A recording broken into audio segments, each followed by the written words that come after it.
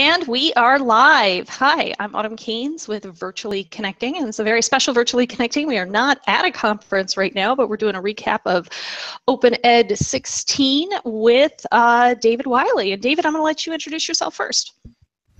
Hey everybody, David Wiley. I'm the organizer of the Open Ed 16 conference, among wearing a number of other hats, but maybe I'll save the other hats for later in the conversation if they're relevant. But happy to finally be with you guys on Virtually Connecting. It's awesome to connect with you, David. I know it was very, very busy during the conference itself, so thanks for taking a little bit of time to talk with us. You bet. All right, how about Chuck? Howdy, I'm Chuck Pearson. I'm Associate Professor of Natural Sciences at Tusculum College in Greenville, Tennessee. Here in the Appalachians, just like the place David is from. Welcome, Chuck. Thank you. All right, Keegan? Hello, my name is Keegan, and Keegan Longwheeler, and I'm from the University of Oklahoma. Welcome, Keegan. Lee? I wasn't expecting that.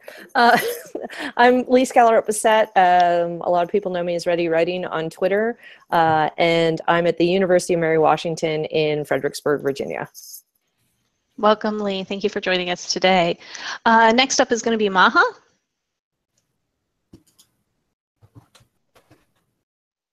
I wasn't expecting it either, which is weird because I do this all the time. I'm Mahabeli from Cairo, Egypt, and I'm the co-director of Virtually Connecting. Welcome, Maha. Always great to be able to spend some time with you. All right, up next is going to be Sarah Hammersheim. Hi, I'm Sarah Hammersheim. I'm from the Chicago area. I'm a public librarian and doctoral student at Athabasca. I'm currently in the mountains of Colorado, so happy to be here.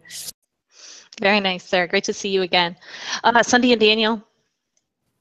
Hi, I'm Sunday Richard, and I'm Daniel Lyons. And we're at St. Norbert College in Green Bay, Wisconsin.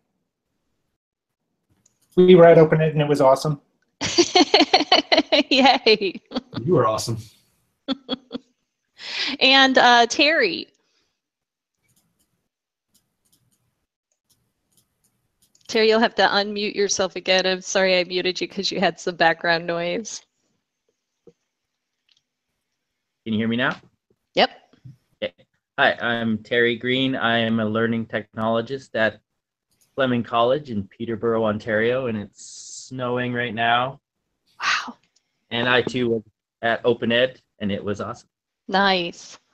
So yeah, we were talking before we went live that a lot of us were actually at Open Ed. I think maybe Sarah and Maha are two folks that were not at Open Ed, but I think everybody else was there.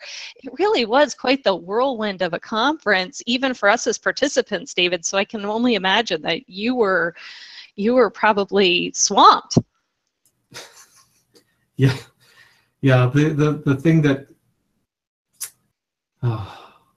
thing that exhausts and amazes me is all of the changes that are made to the program just in the last 48 hours or in the last 24 hours of people who get sick and can't come, or who misconnect on flights and need to try to postpone their presentation, and all the shuffling and errata creating. And you think that all the work is done before the conference, and you get there and the conference just runs, and that doesn't turn out to be true. Lots of last minute shuffling, huh? Yeah. Well, it didn't seem that way. I mean, it seemed like it went pretty smoothly. I remember that one sheet with a couple of last minute changes, but I mean, it was a wonderful conference. One of the best conferences I've ever been to. Oh, thank you. But it is a lot like a duck. You know, it's very serene above the water, and under the water, you know, it's just paddling like mad, trying to make things go forward. So I have a question, because this was definitely one of the best conferences I've not been to. Even all the way from here, I could tell it was awesome. And I was wondering, I know as a conference organizer, you probably see it completely differently because you don't see it the way anyone else does. And I was wondering what the highlights of it were for you, and how different it was for you from last year, because it seemed to me like this year was very different than last year. Yeah. You know, one of the banes of being the organizer is that you never get to sit start to finish through any of the presentations.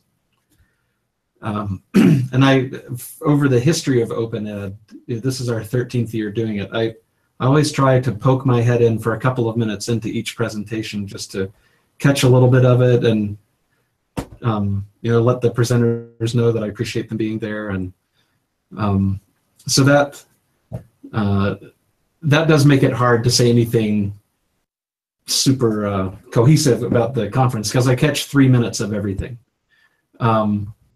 I will say that we had some really terrific keynotes this year. I don't know that we've ever had people crying at the end of the keynote at Open Ed before, except maybe there was one MOOC company founder who had people crying in anger with his keynote a couple of years ago. But there's just so much emotion in the room at the end of Sarah's keynote. She's so passionate and been so deeply involved in that work for so long, and you can just tell she's just speaking right from her heart. And that was, for me, that was really super powerful. I mean, Gardner's keynote was powerful in a different way, but I've never had such an emotional response to a keynote as I had to Sarah's at Open Ed this year. I'd be curious to hear other people's reactions, though.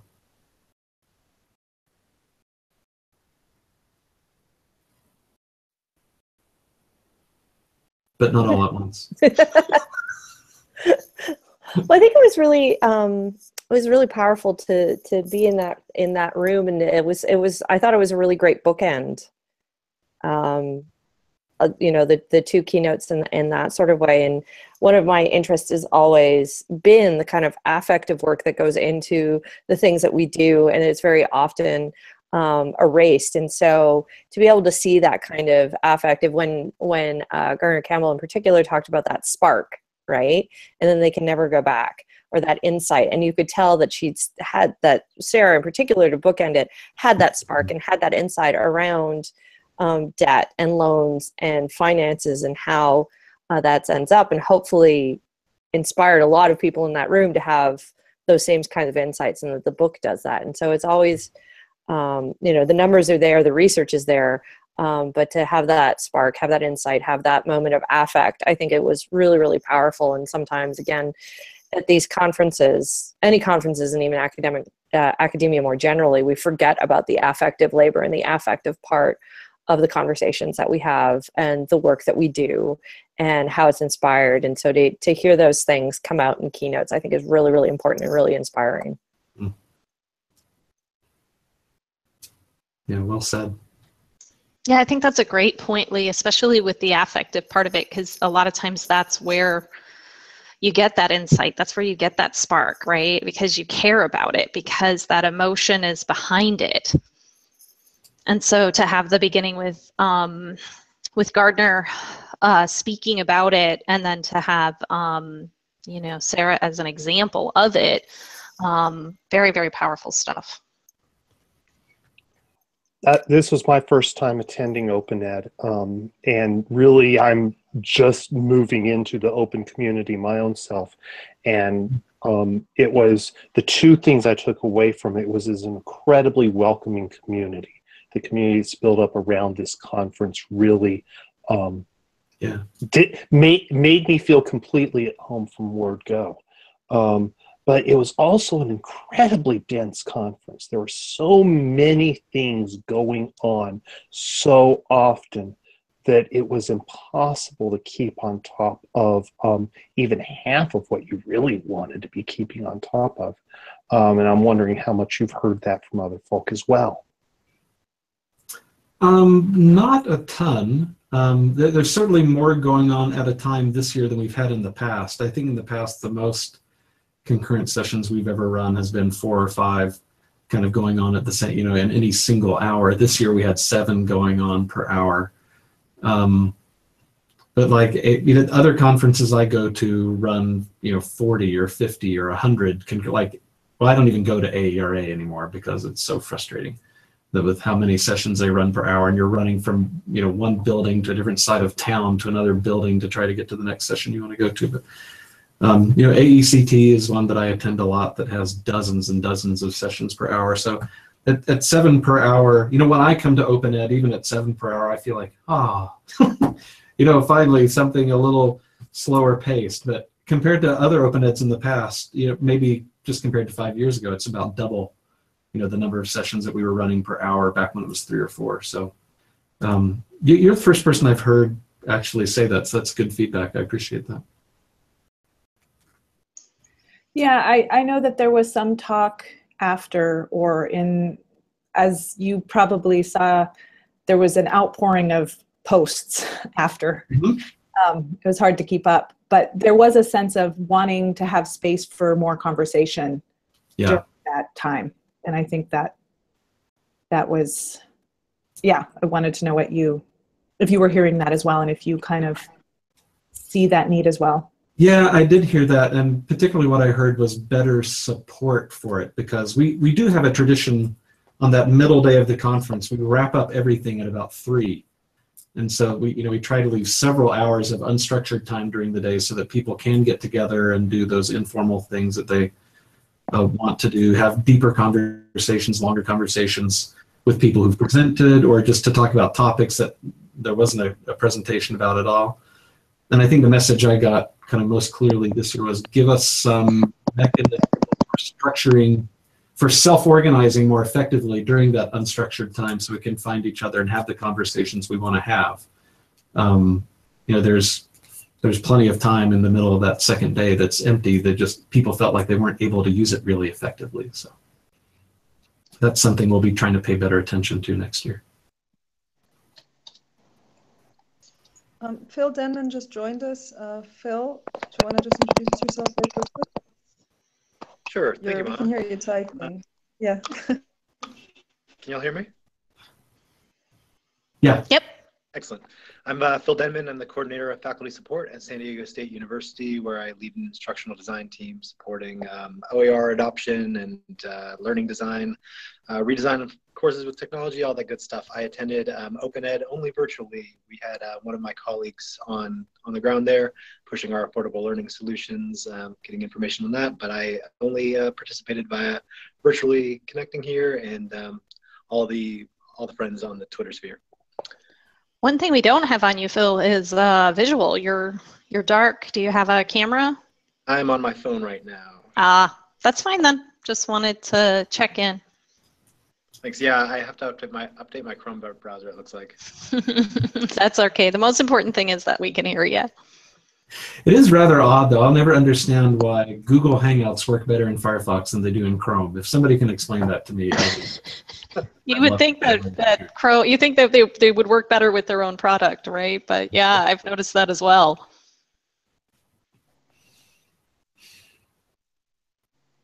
There's actually a common conversation on virtually connecting, because we all know. Yeah, we didn't know.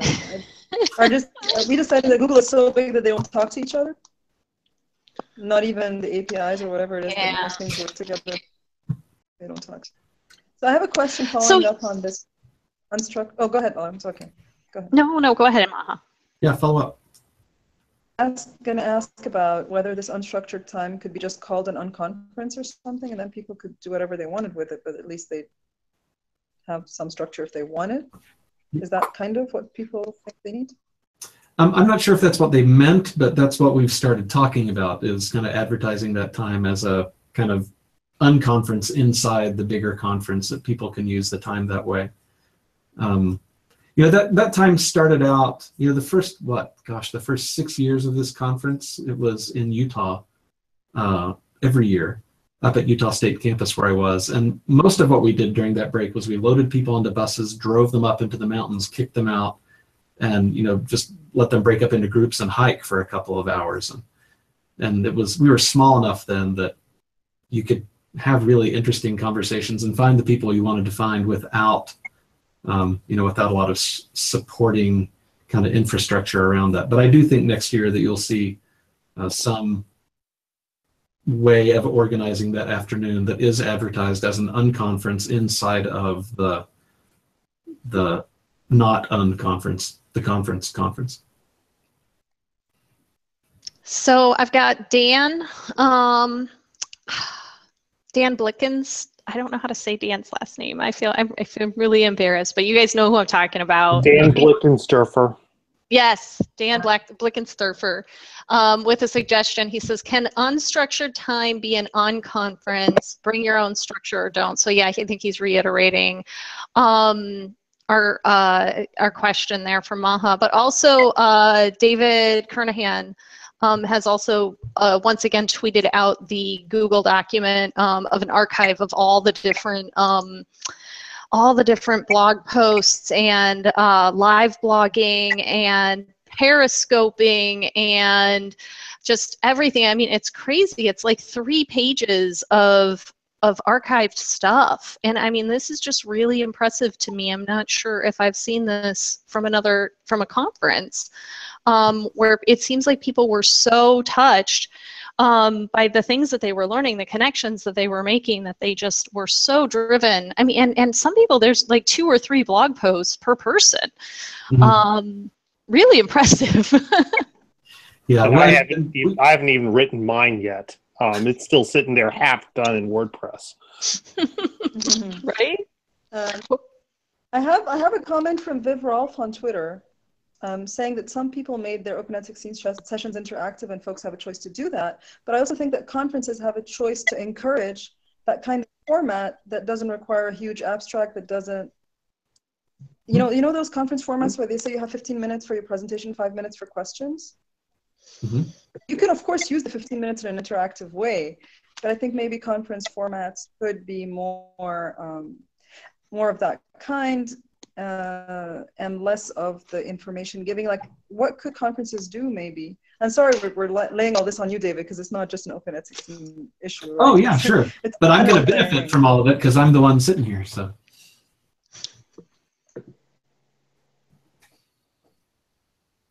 Yeah, and I think that's a question for everybody, right, Maha? That's not a question for me.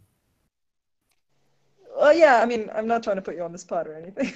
So anybody can answer that, yeah. I'm pretty sure Lee has ideas on that, but I think probably all of us have had ideas on this. So. Thanks, Maha. Well, but I think that there's also this idea as well of thinking through, too, when you schedule these things. So they don't all have to be at the end of the day either. Like, sometimes you need that space in the middle, and then everybody comes back. And then there's also, like, again, deciding, like, do you want it, how formal and unconference do you want it to be? Do you want it to be with organization, a little bit of organization, or is it just really hangout time? But, thinking through too, is it going to be a more hands-on workshop model? Because some of the sessions were double sessions where there's a lot of people. There was the kind of double session that took place. Could there be more of those where they are more hands-on? So there's making the call in any case more open, but also outlining those kinds of things to be more experimental in that sort of way. And I've never applied for it, and I thought it was great, and that there was such to me a wide variety of opportunities and different things that you could go to depending on where your interest in Open Ed lay, but even just making that even clearer in the call for proposals. It's like, it's not just a call for paper; it's a call for proposals, and here are the kinds of proposals that we're looking for. Or wow us and come up with something crazy, and see if that fits. Yeah, I mean, I think we've been better than some. With our call for proposals, there's a 500-word maximum cap on what you actually submit, and the abstract is 140 characters, right? The abstract has to be a tweet in length, so it's not an onerous thing to do in terms of the application process. And we try to keep categories both in terms of the conference strand and the presentation format of other, where people can propose some different things, and I've had people propose some different things in the past, but there's probably more that we can do. I'm sure there's more we can do there to encourage them to be more creative. We had a science fair one year where we had people who were, back in the kind of late 2000s, there was a lot of activity going around with people writing software to either make OER easier to find or to recommend OER automatically or make it easier to aggregate them from different sites, and just a lot of activity, kind of software activity going on. So one afternoon we did a science fair and just let people set up stuff, and then people could kind of wander around and see demos and be hands-on. And doesn't seem like there's quite as much of that kind of tool work going on right now that would support something like that. But that's a kind of thing that, as you see, as we saw in the field, there's all this work being done. We try to carve out a space for it at the conference. So as you have ideas about that, if you look at the field and say, well, there's all this kind of work going on, we should carve out some differently structured time for that at the conference. Don't hesitate to tweet or to email or something. I'm really glad that you shared that example, because I think one of the things that may help in having more sessions, more diversity in terms of hands-on or interactive or different types of engagement is just showcasing and sharing what all people are doing and what kind of examples that worked well, maybe with feedback, or just examples that others can pick up and run with to a degree, to just kind of seed a little bit of creativity in terms of showcasing a few examples for interactive presentations or workshops, or what something might look like at Open Ed 16 or 17, or yeah. Are you volunteering, Keegan? Pretty sure I just didn't volunteer. Yeah. Because yours was one of the ones. Well, and John's not here to talk about it with me, but we went into it with, we're very passionate about having specific engagement activities that are not for the sake of them being non-traditional, but they definitely help in terms of motivation and just engagement in general. So they're definitely a tool that we like using, and we like being in that creative zone as well. It helps push us in our thinking in terms of how we communicate the content. So rather than reading it out or doing these kinds of things, you have to spend a lot of time with your content and your presentation to engineer or design that experience that you're after. So. Well, and I think that you raise a good point, right? Because it does take a lot of time, but you also have to be in the right mindset, which is sometimes the challenge, of course, is typically as academics, and this isn't just open ed, but this is generally, typically as academics, we have one way to do conference papers, right? Yeah. And we're very well trained in those ways, for better or for worse. So, then it becomes a question of, again, having those kinds of examples, but also really explicitly making an opening in the call where there's kind of a provocation almost to do this, or a challenge to do those kinds of things, because it's not easy for everyone, but a conference presentation at this point in a lot of people's careers are easy, right? They're easy. We can we know the format, we know how to do these things. So what's going to shake us out of our, and there are people who are edge cases who naturally do those kinds of things because they want to do those kinds of things, and that's how they're going to go. It's like working with faculty, right? There's the ones who are already out there in their pedagogies, and there's the one who need a little bit of nudging. And so how do we nudge our, the speakers, the presenters, the format into more, unfortunately, it's still the use non-traditional directions, to be able to have those kinds of things. And there's no one right answer to do it, but it's thinking through, because again, it's that idea of, and it's a debate, and it kind of leads into another question I have, because there's this idea of open. We're open to the idea, right? They just need to propose it. How can we be more proactive in making it clear, right? It's not just that we're open to it, it's extending a more explicit invitation of that openness in that kind of way. Because it's one thing to say, well, everybody can come and do whatever they want, or if it's cool, they could propose it. But that we know in academia what people say, well, in life general, what people say they are open to or want versus what they'll actually accept are very different things. And so people will, we do have the tendency to play it safe in a lot of ways, which is, I think, a natural response. But I think an important one to remember that, that they want to, that we want to have that kind of stuff. So. One quick interjection on that. I will say that playing it safe, that was one thing that that John and I, when we had talked about submitting to Open Ed, was, do that conversation of, do we play it safe or do we, so being a little anxious in terms of submitting something that's unusual was definitely an aspect of that process for us in our Open Ed submission. But one that ultimately ended well. Yes, very well. It was a lot of fun. So till I broke their website. Yeah. Hey, we got 300 hits or something in like 30 minutes. So thank you, Lee. So. Actually, all of these things raise. I have a couple of questions, Dave. When is the call going out for next year, and have you decided on a location? And then B, and talking about different types of formats of presentations, there was a lot of discussion around luring more student voices into the conference for Open Ed 17. And I think, the ones that I saw of student involvement, the presentations I saw, they were still very structured, very much in a normal conference kind of way of like, okay, you get your 3 minutes or you get your 5 or whatever. It might be interesting to make a call for student work that is a little more experimental and working in open spaces, or something that maybe is part of a body of work that starts before the conference or something and talks to people in the open community, and then the actual presentation kind of brings those things together, or people interact with the things that have been happening around the conference or the community or something like that. That second part isn't really a question, I guess. So, but, yeah, no, it's a good recommendation though. I mean, we almost announced at Open Ed 16 where Open Ed 17 was going to be.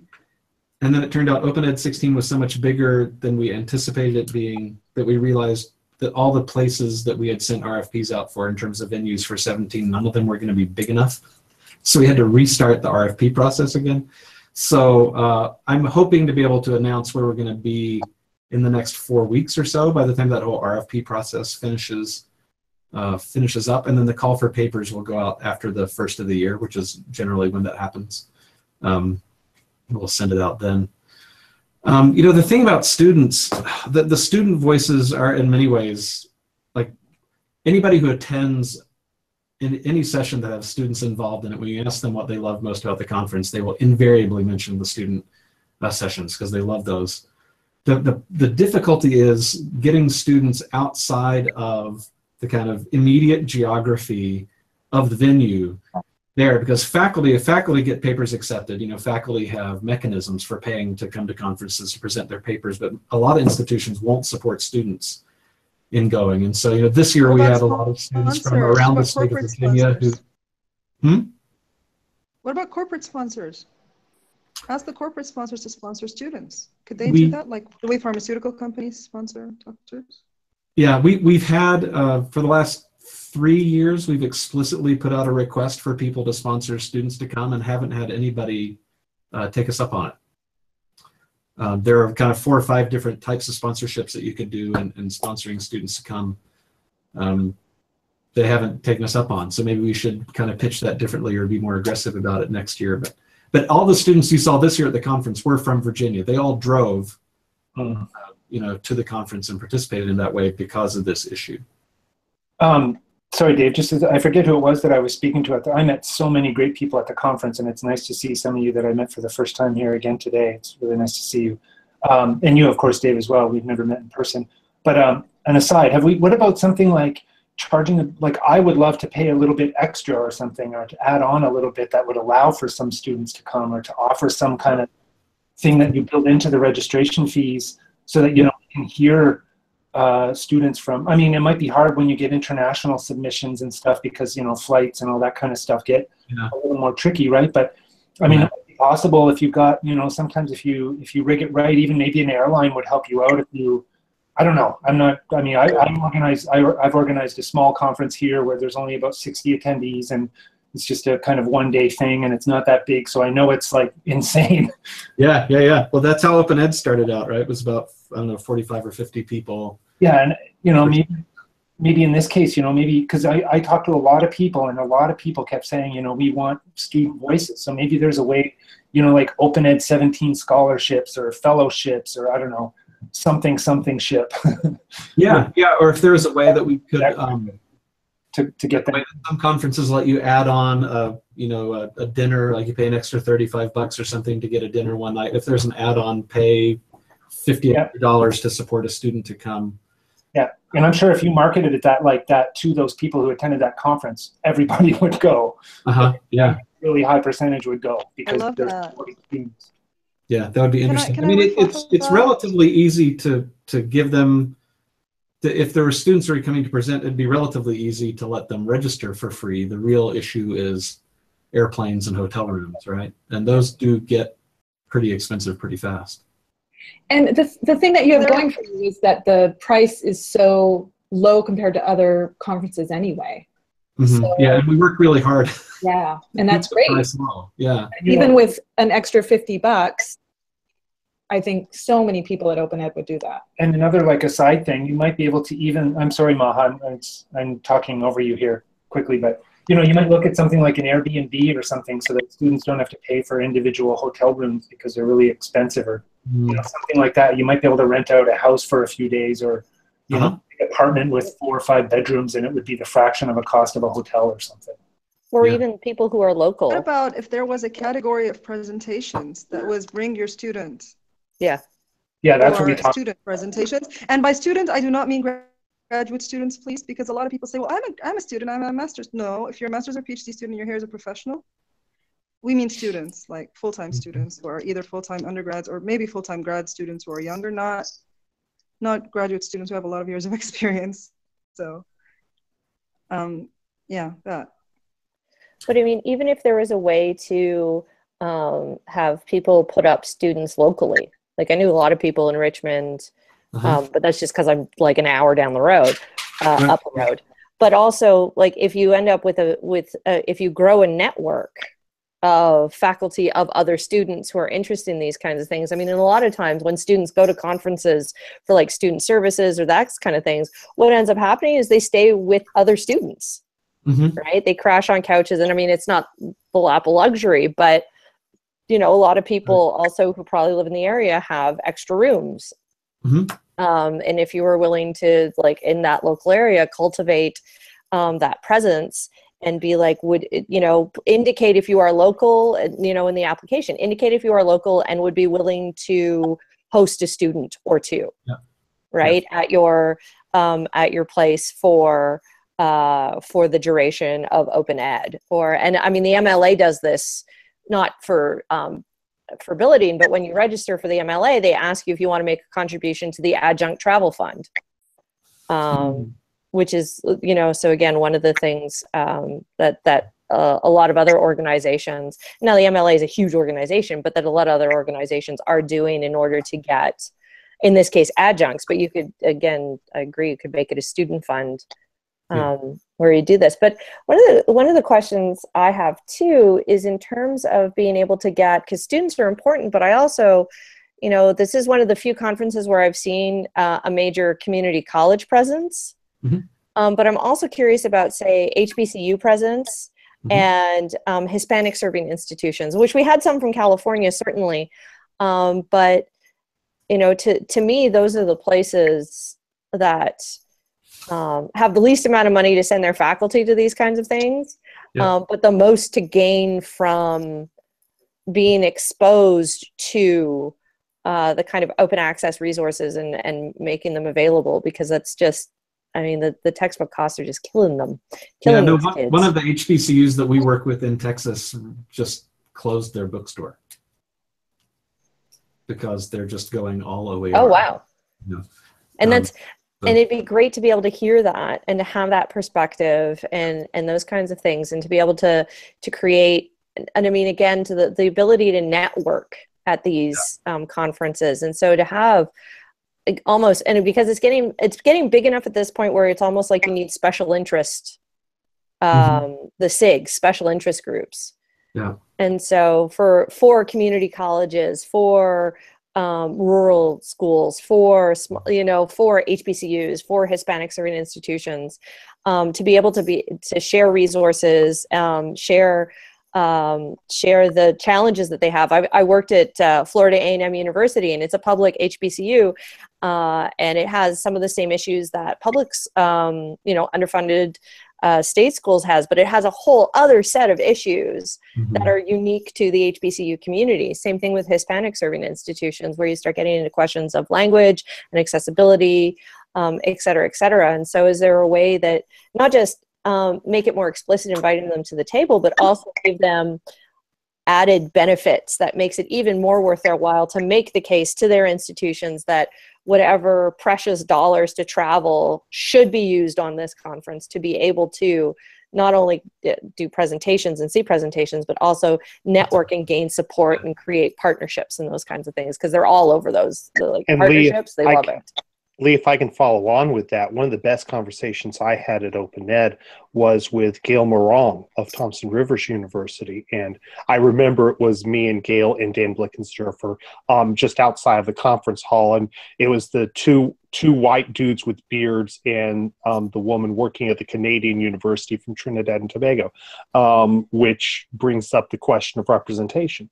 And one of the things she said is, there's so many institutions in the Caribbean and institutions outside of what we, outside of our American-Canadian nexus that we have, that could benefit from this. And it's the same story as HBCUs and Hispanic serving institutions. The institutions that have the least resources are the institutions that have the most to gain. And what mechanisms exist to cost effectively bring these other institutions to the table and have them participate with us? I hear Phil trying to get in. I thought I heard Phil trying to get in. Well, and I think it was Dan again on Twitter mentioned, maybe some type of virtually connecting type stuff, right? If we really can't, if it ends up being too expensive to bring in certain constituencies, what can we do to make it more welcoming of a virtual environment, to have people either present or do informal time, and try to capture that in a virtual way. Yeah, I know OpenCon has had success with satellite events, where people get together on campuses around a computer and watch a live stream of the general sessions that are going on, the keynote or something like that.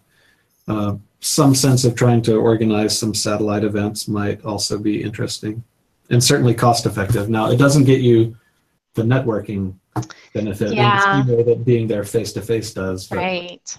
But when you think about cost effective ways to get more people involved, it seems like a reasonable first step. But if you can get these satellite events and make them like mini almost virtually connecting events as well, where it's like, okay, well, we have a satellite event with this kind of institution. Who do we have on the ground at the conference who is from this kind of institution or facing these kind of institutional challenges, or and then say, let's have it so that we can broadcast, but during that open free time, let's structure it a little bit for these virtual participants to be able to actually talk to, because that's the part you miss, right? When you're not there. I can watch the keynote, I can be inspired, I can see the information, I can be inspired, but I'm not in the room asking the questions, and I'm not able to corner them and monopolize their time and take them out for dinner or have them take me out for dinner. So is there a way you can also build some of that in to be able to put them in touch with the quote unquote the right people for what they need, right?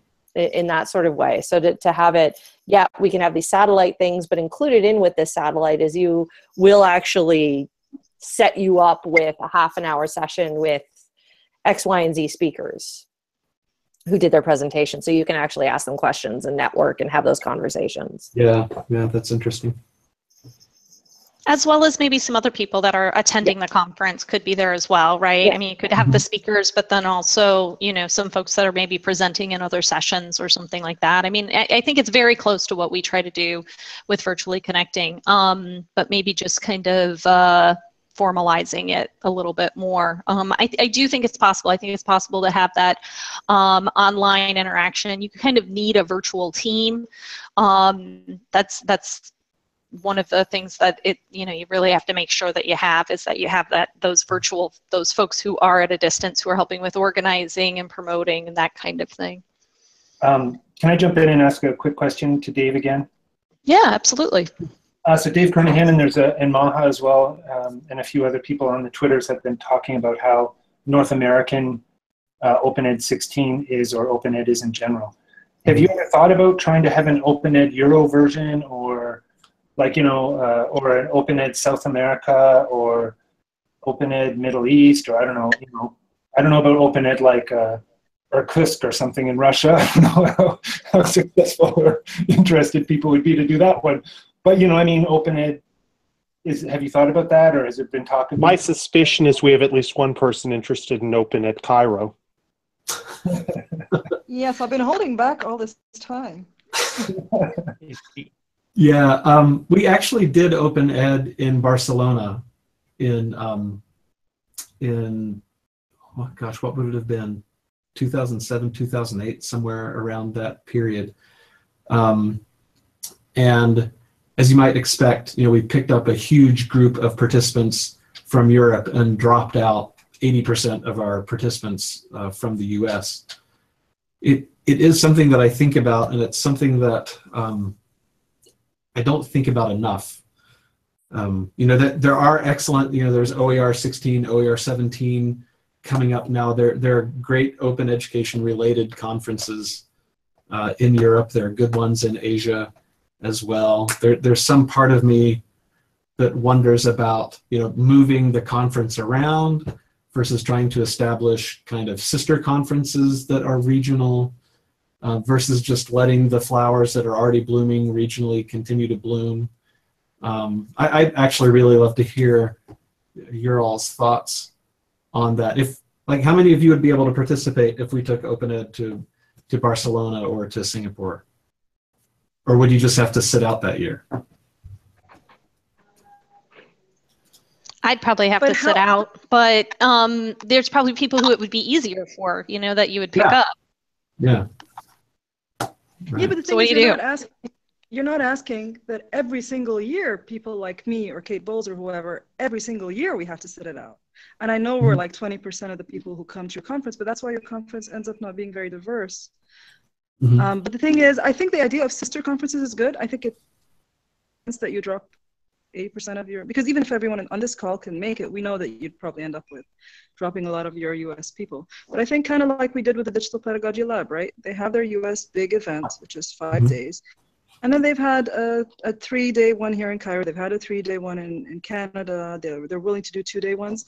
And that's not a bad thing. It's bringing part of your community, because the difference between the regional events that happen with their own thing, and I've got one on open education next week, is that they're very different tone than the international ones. So I'm going to this one and I'm talking about open education at a certain level, and people here are on a different level, and I don't have an event here that I can sort of have those kinds of conversations with, which is why I had the digital pedagogy come all the way here. But I mean, I would love to have something like that. And partner, yeah, you can partner with another event that already has its own audience, so you're not developing an audience from scratch. Yeah. And so, for example, the event I'm talking about is Open Med, which I was talking about before we went live, which is a South Mediterranean Erasmus Plus. It's an EU-funded thing. Okay. So they've already, but they're just their people. So would you organize an OpenEd, would you organize an open education strand that would run inside of the bigger conference, or would you do a pre or post one day that would get tacked on that would focus on OpenEd? What are the models that you've seen that have worked well? Those are both actually good ideas. I think it depends on who the partner is. If it's a partner that's like Open Med, that's fully focused on open education, that you could just partner with them to create an Open Ed Med or something. Or if it's a partner like Amical, which sponsored the Digital Pedagogy Lab, they have both. They have their own event, which can have a day that's specially different, or they can actually sponsor an entire event that's about a very specific thing that's not the core of. Amical is a consortium of liberal arts universities outside the US. So I mean, there are different kinds of things, and if you become interested in this, we could explore different options. Mm-hmm. I'm sure there are a lot of possibilities that we don't know about just right in this Hangout. Yeah. We're all talking at you. Yeah, no, I have to say that I have a reptilian kind of reaction to the idea of doing open ed more than once a year that terrifies me, but yeah, I can get past that. We should be involving more people. If it helps, when we did the digital pedagogy lab here in Cairo, I'm the one who did pretty much everything in terms of organizing, right? Okay. You just the content or the whatever, but I did the most of the logistics stuff that you would normally do. So you wouldn't have to worry about that. If you're working with me anyway, but I mean, any local person is probably going to handle a lot of the stuff wherever you end up doing it. Okay.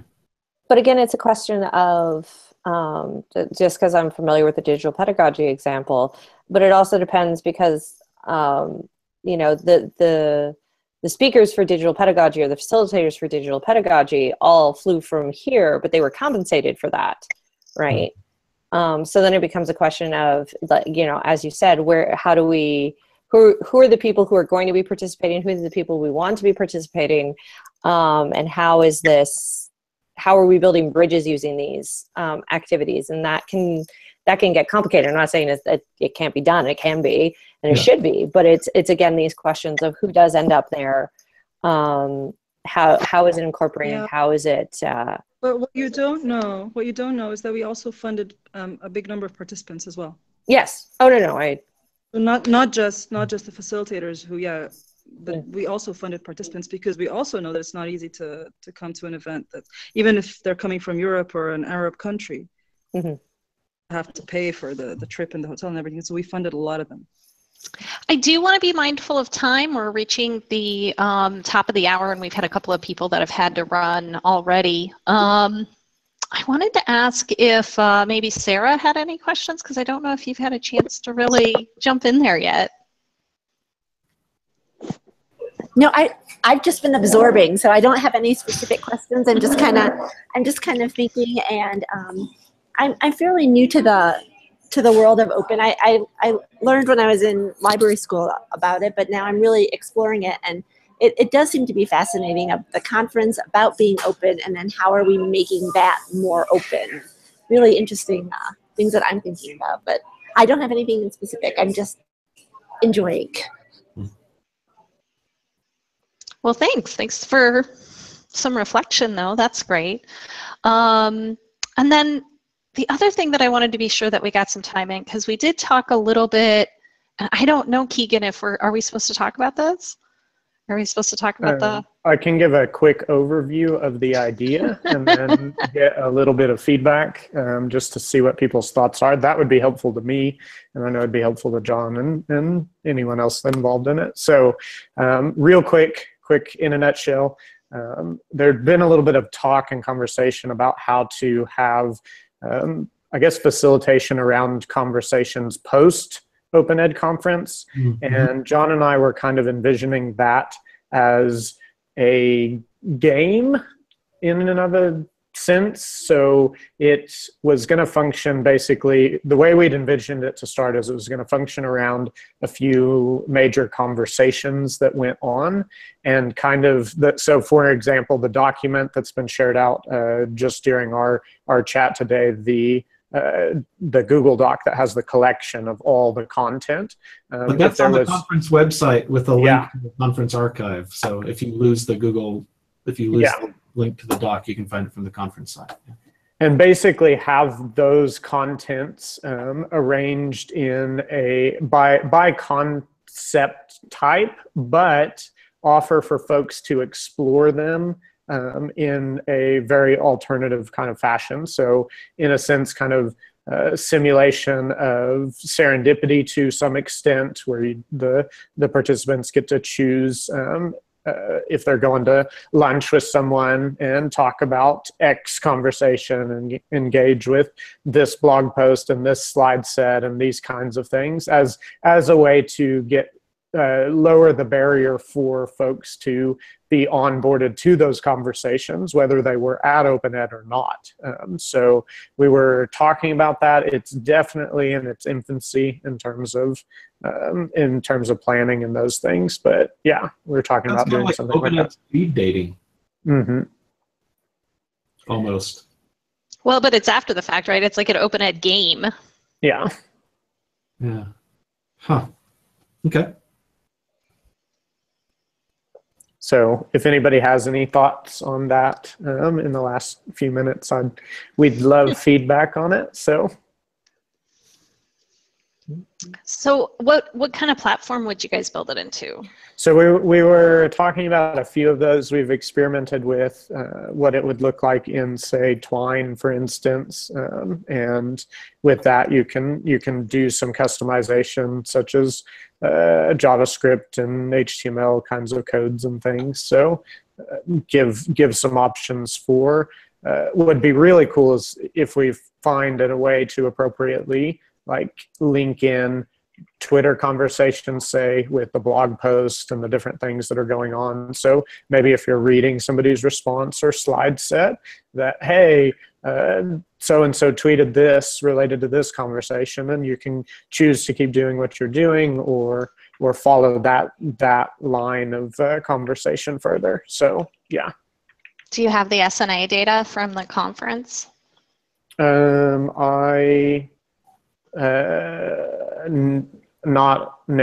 currently. That might be an interesting thing to look at. Look at where the clusters are if you want to pull in those kind of conversations. I know somebody does. If you dig through that archive document, I've seen at least one kind of visual like that. And we talked about doing some textual analysis over some of the documents that have been written up just to gather some topics and see what conversations are being had. But yeah. So how about this? How do you, as a player, how do I start? Do I start with registration? Do I start with some type of simulated plane ride? How do I get in the door?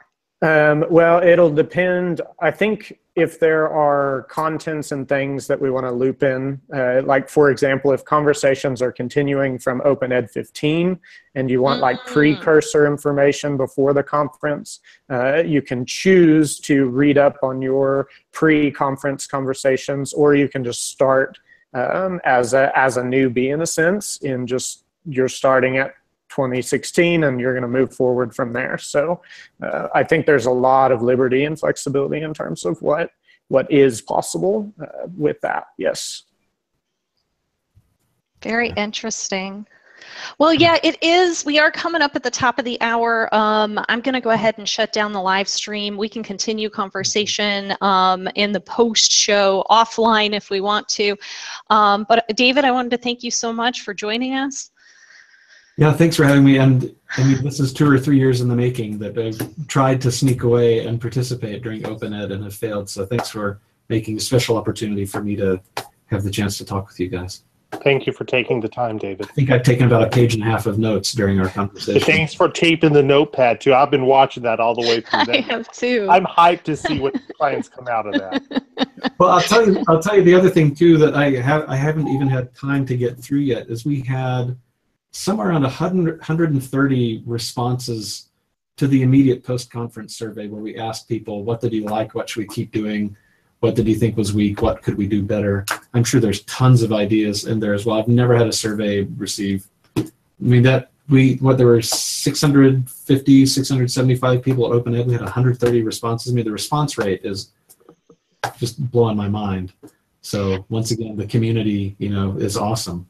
And I just want to say this on air before we go. My favorite part was the jam session, because it felt like that really showed that, I mean, it kind of took things, I could tell that there was like a smaller kind of, there was a root system, right? There was a root system. There were people that were jamming together. And one of the things that I love to do at conferences is find some place to do just a little bit of dancing. And so, because I don't play an instrument, but usually I end up like if I'm in New Orleans or something like that, just kind of like finding street musicians and kind of dancing on the street, but to have something where the conference was actually doing something, it was really great. Yeah, that was the second time we've done it at Open Ed, and the third time that we've done that overall with this group of people. And I think it's going to become a permanent fixture at the conference. So I loved it. All right, well, I'm going to stop the broadcast. Those of you that want to stick around for a couple of minutes to continue talking, we can do that too. But thank you everyone for joining us, and thank you everybody who watched.